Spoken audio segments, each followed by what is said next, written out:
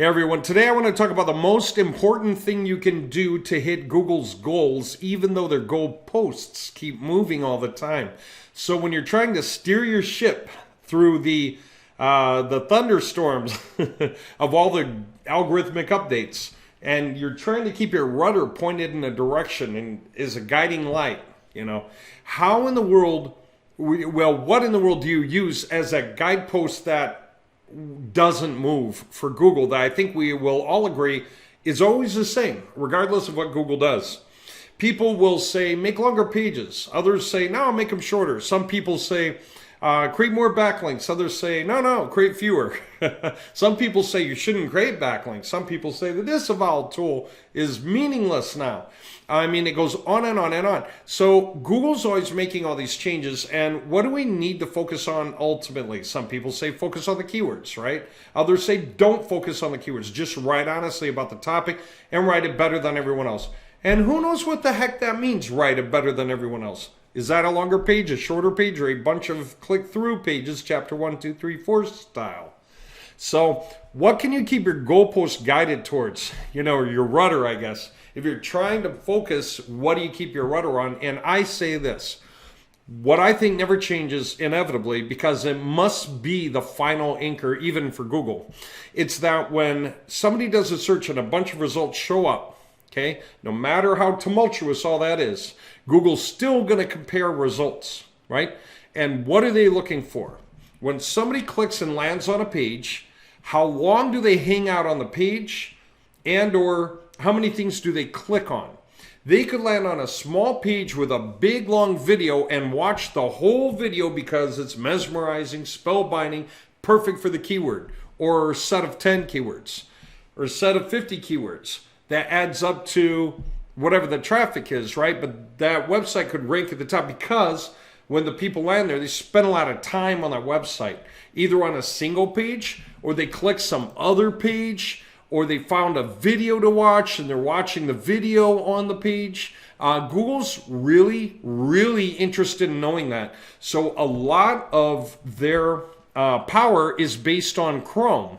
One reason they made Chrome was to follow your mouse, to literally see when your mouse highlights something, what it highlights, whether it clicks or not. When you're reading, you kind of tend to move your mouse sometimes when you're reading, or you leave it in a corner, but then occasionally do something like that, something like that, something like that, Now, there are bots built that try to emulate human behavior, but Google usually catches that. The IP proxies are weird. The keywords they came through don't necessarily make sense. The reason they would have clicked you as opposed to someone else. And sometimes those bots don't even try to go through keywords. They only visit your site and move up and down. Try to give Google this idea that you're important, but Google doesn't know for which keywords, right? So Google wants to know vis-a-vis you versus your competitors. If it's the kind of site where the average person lands and calls a phone number and then they're off of it and that's about it, then maybe the average amount of time somebody spends on the site is 3 minutes, okay? Before they pretty much hang up or close the website because they're already on the phone. Maybe they're going to look up something else on their website. But if that's true, then if you can get people to land on your page for a few seconds longer, or another half minute, or another minute, coming off the same keyword, right? Or if the people land on your page versus them landing on the average competitor page, somebody clicks 2 things. Landing on your page, they click 3 or 4, right? And we're not trying to create tricks. Everybody does that. You create a button that clicks twice. No, we're not trying to do that. We're not trying to fake traffic or anything, but there are a lot of ways to ensure that whatever you're working with, especially if you're going wide, you can make it better than your competitor really, really fast. So I'm going to throw a few concepts at you because I got to do a longer video to cover it, but I want you engaged and interested in catching on. First rule of thumb, okay? Say you got a video on your page. 100 people you see through your visitor tracking landed on the page, but only 5 watched the video. You got 100 hits. You're not sure if they're people or bots or what, but if you got 100 hits and 5 watched the video, your first instinct might be, wow, the video's underperforming, I should try another video. So you swap it out for another video. That's a lot of effort. And then it doesn't perform as well, or it performs maybe slightly better, but that's about it. Here's the problem. You didn't know how many of the hits to your web page were bots, right? So tracking the difference between humans and bots is huge. What if 80 bots landed on your page and only 20 humans? Well, if out of 20 humans, 5 watched the video, oh, that's a 25% engagement rate, conversion rate. If you're measuring that, I want conversions on that video. I want people to click and play it. 25%? Heck yeah, don't change it. Don't trade it out. It's doing great. Don't mess with it unless you're pretty sure your next video was worth testing, right? But you don't know that if you don't know how many bots are landing on your page. Most people see their visitor tracking, and if people land on your landing page or your splash page and they never go to any other page of your website, then you have no idea how long they're on your page. You don't know if they're there 3 hours or 3 seconds. Okay? So you don't know if they're a bot or a human anyway, right? Google does. Google saw what they did when they landed on your page. So I want to make this point. Bots do not click things. They do not have a hover event with a mouse, say, or a finger, right? They don't. They parse the links and then ping them to visit them, right? But for a bot, this is not what they're paying attention to. They're paying attention to this, right? They basically just download the web page, okay? Like instantly to a notepad, all right? And when they do that, then what do? They parse the URLs and visit them by pinging them. So they click nothing and they do not scroll. They just absorb it like a notepad file, right? So this act of scrolling or rolling on your phone with a finger, bots don't do that, 99%, except for the ones that people try to fake to act like a human on the page. And think about it. Google can generally figure out if you're writing with a bot like GPT. Well, Google's motion tracking mechanisms can tell the difference between robotic motion and human motion. You can bet, right? So get rid of the idea of using fake tools like that. Let's come back to the basics though. So if you can tell the difference between bots and humans, then the next thing, make sure your website only tracks human activity. And in there, we also have another group. What about disinterested humans or click fraud? So when a bot lands on your page, it does not move at all. When a human lands on your page and they're kind of interested, maybe they're interested, they tend to scroll a little bit. They kind of get a little ways into it. And then they either decide to keep moving or they go back up. Maybe they click something or they just go back. They're leaving, right? But click fraud, you know what they do? They land on your page and they usually go like this. That right there. Just to ensure that they made the connection full. And the moment that happens, they're gone. So what do we want? We want like a minimum amount of scroll down, like 3%. In one case to prove that they're not click fraud. What's the other case? To show that they didn't just bounce because they landed. Another reason somebody might do this is like, oh, what the heck? Whoops, I landed on the wrong page and off they go, right? That's not what I meant. I wasn't looking for that, right? Not Seattle, dang it, I'm in Boston. Whatever it is, right? Not a locksmith, I was looking for a Seattle plumber. I clicked the wrong link, in the directory or God knows what. So if you understand what I mean about that, in our case, we track the percentage of scroll down on each page by each hit. And we categorize the bots and we categorize the bounces, which include the click fraud concept. If they're coming off your ads and doing this, much higher chance of click fraud. So you know what happens if you're catching this data from our websites? You can actually throw those keywords out because your competitors are paying people, for example, to go to those keywords or go to a stack of keywords that they believe in to click the competitor links and just do this, right? From different IP addresses. And that kills your budget, man. If you're advertising and you're getting click fraud, kills your budget. Most people have no idea how much click fraud they pay for. They know they got hits to their site. They don't know anything about who does this or not at all because it's a bot, or how many actually kind of go a chunk of the way down the page. They don't have a clue unless they click something else. which takes them to another page or starts the video, or it's the email link or the phone link. Maybe they're using Google Tag Manager or something like that in order to recognize hits like that, right? So the first point, it's one of a few, is to be able to track scroll downs and engagement. In other words, clicks. Now, should a scroll down be the sale is either made or lost somewhere between the top of the page and the bottom of the page. And when I say the sale, I shouldn't say the sale, should I? I should say the conversion action that you want out of this page is somewhere between here where they land and here where they end, right? Obviously, this is a dummy demo website just so I can show you some stuff, okay? This isn't any real website, obviously. But what is that action?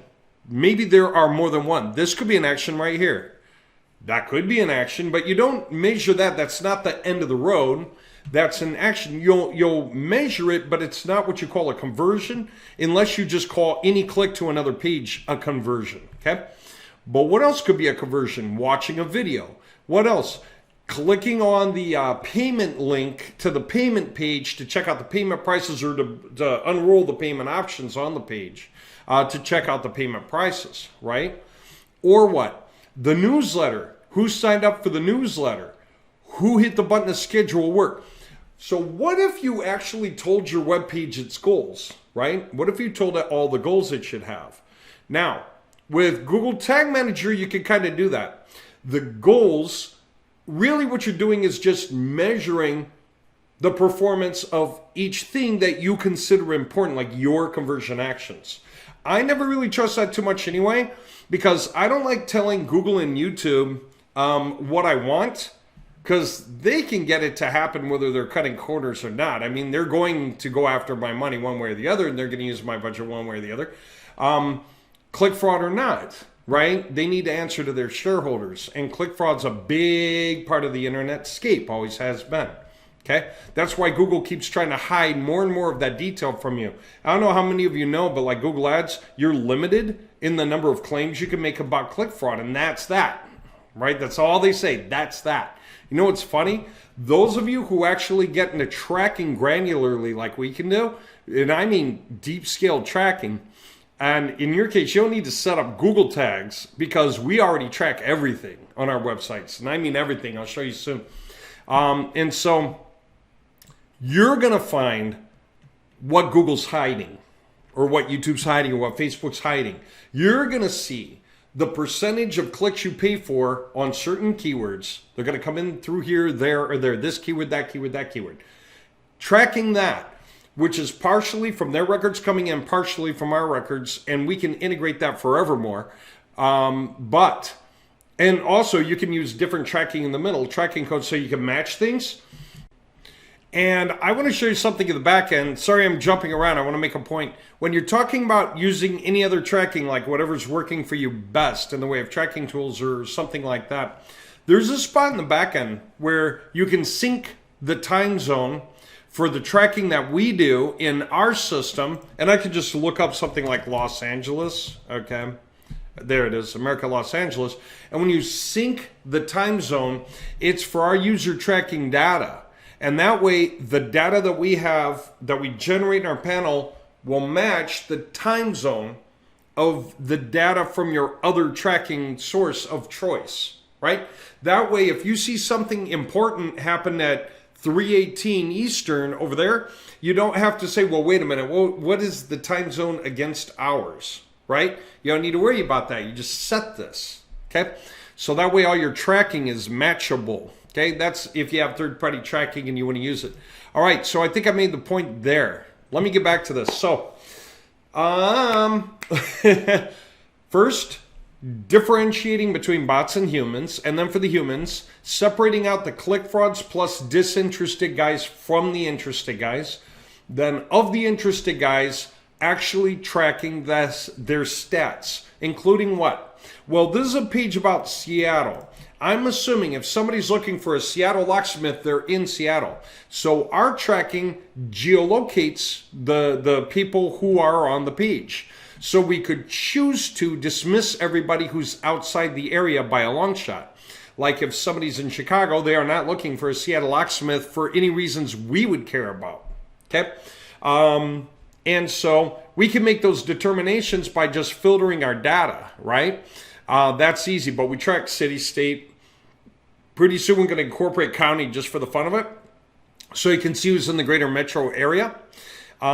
We track the how far down that person scrolled and all the other pages they clicked on or all the other things they clicked on and their engagement score, which we keep track of as they keep coming back to the site over days and weeks, right? So we track it against their IP address. So based off the IP address, we know where they are generally, and we know if they keep coming back, we know to add to the engagement score.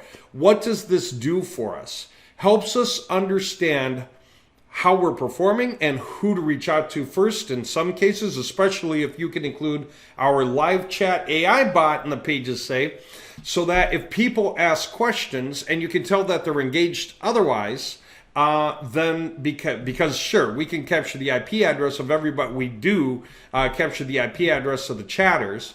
So if we're matching that also, guess what? You can tell who your most interested people are and even know their name and email, stuff like that. So if you contact them, you actually know what they were looking at and how seriously, and even how far down they scrolled on each page. So you can tell if they scrolled far enough down to watch the video on page 4. Which is the big money video, right? Or who knows what. All right, so that is kind of in a nutshell what I'm trying to say. I think it's important, and it's the beginning. This is not the end of the topic by a long shot. There's a lot more to it. But the first point I want to say is this. We have user tracking. I'm going to cover the facets of it in the next video piece because this one's getting kind of long. It's a pretty good intro. But what's incredibly important is our goal. Getting people to spend more time on the pages and or click more things. And while we're doing that, noticing, being able to track the human activity, what's the most scrolled page? What's the most watched video, right? Things like this are interesting. What percentage of people in the area are only clicking on one page versus out of the area clicking on all the pages? Probably they're SEO guys, but the guys in the page, which pages are they the most interested in? What links are people clicking on the most? We track all of it. Even when they go down the page and they tend to leave, do the majority of them tend to leave in about the same area of the page? Maybe that part of the page is getting in the way. If they're not converting, they go halfway down the page and then vanish. We know that they went halfway down the page and then vanished. We can go look at what they were looking at. We even know what section it is of the website, and that section has a name. All sections have names. And so we know they went down to the Our Clients section and then they vanished. You know what that might mean? We had an Our Clients section in there that says, these are our clients, and names all the biggest companies ever. The near billion-dollar companies, $100 million companies. You know what that means when the user sees that? Oh, if you're working with them, you're not going to be interested in little old me, and off they go. Do you know how valuable that information is? To know that people are, on average, like 78% of the visitors on that page get to that section 6, which has got the Our Clients thing, and then they just leave. You are discovering the mistakes you're making, and you can do something about it, or the website can take care of it for you. Okay? Our websites make logical decisions to fix those problems. All right? So that's what I'm going to continue with in the next video piece that I do after this one, okay? So follow along. This stuff is deeply valuable. By the time you get done, you're going to realize, first, it's important to split test, and then no longer, because our websites know how to do all of that for you on a page-by-page basis. It's a big deal because it will increase time on page and or items clicked in such a way that some pages are going to outperform others. And guess what? We can train the other pages on the winning data, okay? And that can be trained across partner websites that are all working on your behalf. So let me get into this next topic. We're going to continue with this, but I want to make sure you understand how valuable it is.